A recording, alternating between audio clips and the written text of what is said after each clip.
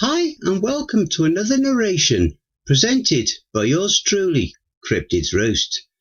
Please be so kind as to throat punch the like button and smack the ass of the subscription button as well.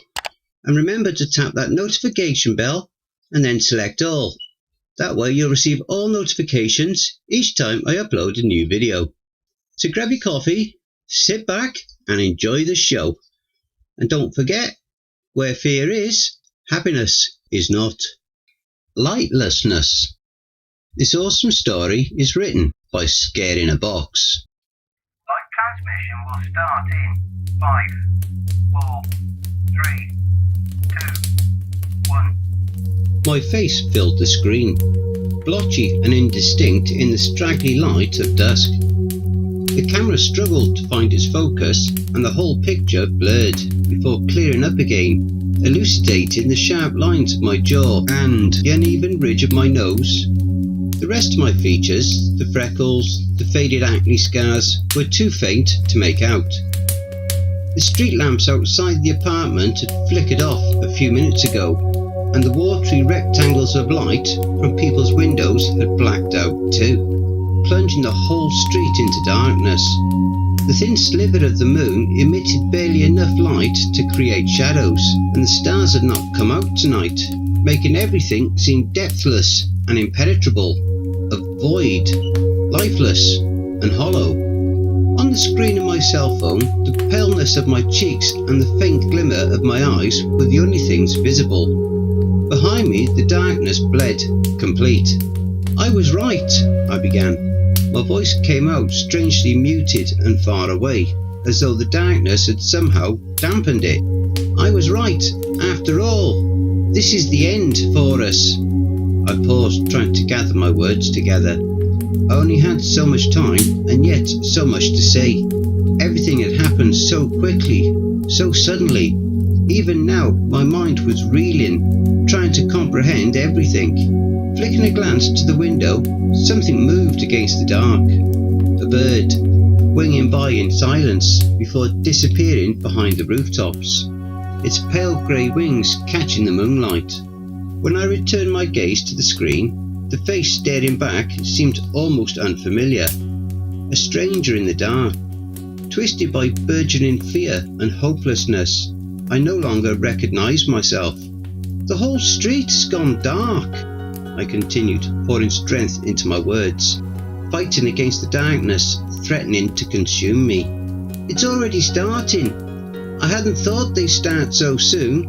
I paused again to swallow, wetting my lips with my tongue. I don't have much time, but I'll say what I can. I shifted the phone to my hand as my fingers began to cramp.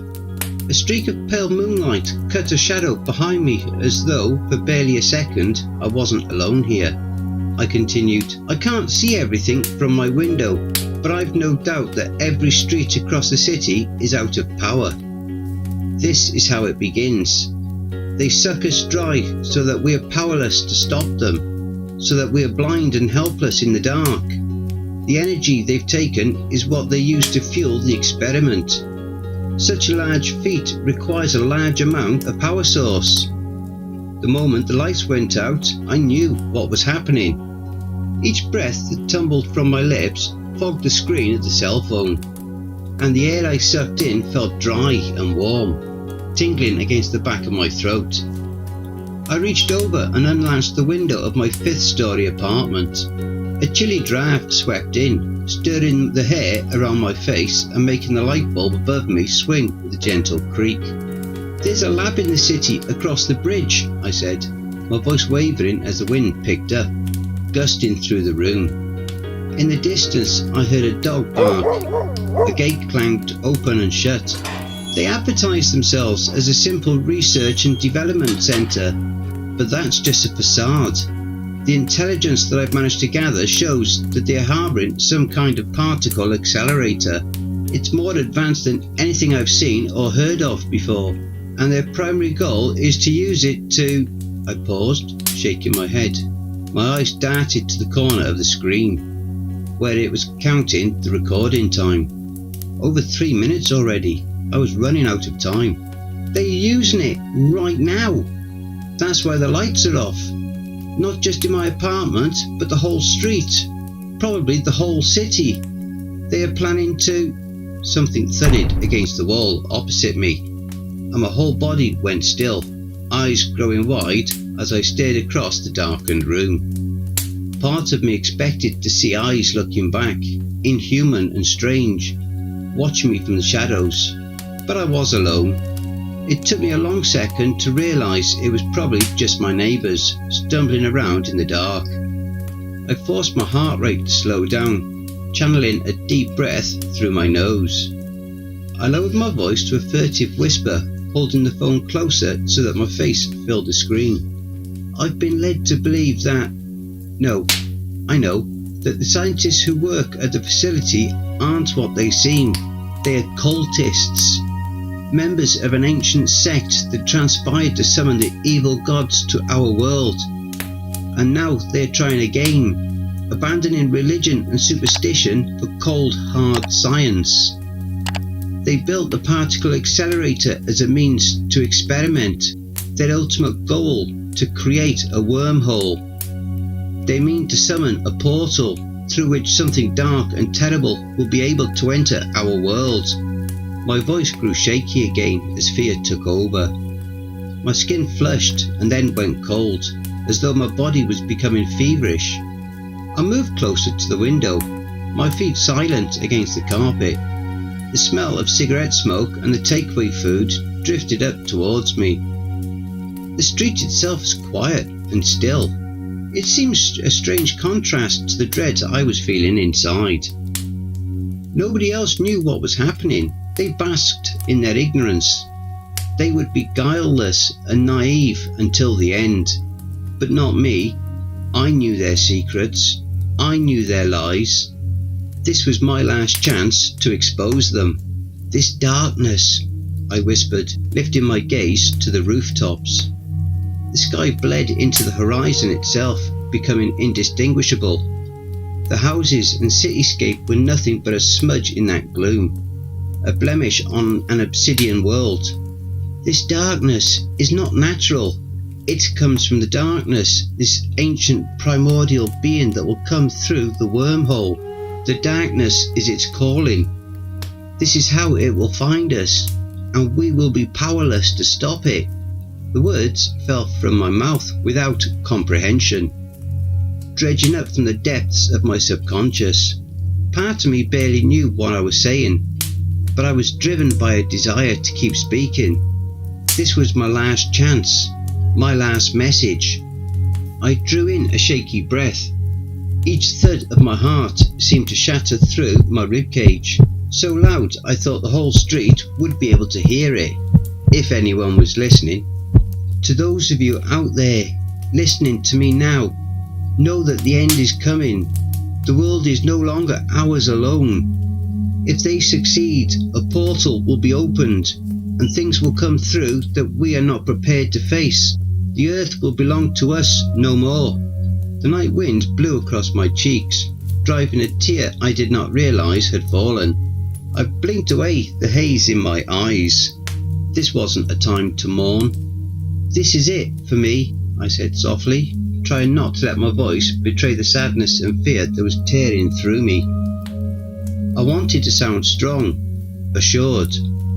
I wanted my final moments to be filled with courage. The courage to end this courage to say goodbye to the world I knew, before it became something strange and terrible. This is the end. I don't want to be here to see the world fall to ruin. I pushed the window open wider, as wide as it would go, and I leaned against the ledge looking down. The height was dizzying. The darkness swam like something alive, dredging things up in its tide. Fragments of voices and faces that no longer held any meaning. Shadows reached for me like arms, beckoning, inviting. The wind tugged at my hair. I looked back to look at the camera. I looked at my face, perhaps for the last time. The girl that stared back looked determined, strong. There was a firmness to her jaw, a shine to her eyes. Even as her voice trembled, her face did not waver. Her fear did not seep through. This is my last message to you. This darkness will not go away. What has been started cannot be stopped. Something is coming. Something terrible and monstrous. Escape it while you can, or see the world fall. The night beckoned around me. I felt the pull of gravity tugging me down. The wind whispered against my ear, inviting me into its embrace. Let go, it said. Let go, and you will feel this fear no more. I had to do this. I had no choice. My words had been spoken. The world had been warned.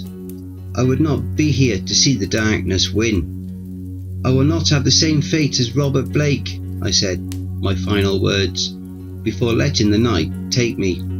Live transmission ended. Don't forget, if you enjoyed that story, be sure to pop over to the author's Reddit profile and drop them a line, or even give them a glowing review. I'm sure they really would appreciate it. The link to their Reddit profile will be below in the description. Please be so kind as to throat punch the like button and smack the ass of the subscription button as well. And remember to tap the notification bell and then select all. That way you'll receive all notifications each time I upload a new video. Oh, and don't forget to share the video far and wide. This will all help with YouTube's algorithm and will help to promote this channel more. And don't forget to check out the merch store. The link will be in the description and also in the video thumbnail. And if you would like an honourable mention, send in a snapshot of yourself with your purchase and I'll feature it in one of the videos. I now have my very own subreddit community where you can submit any stories you've written. You can submit your stories or encounters either there or send them to cryptidsroost@gmail.com.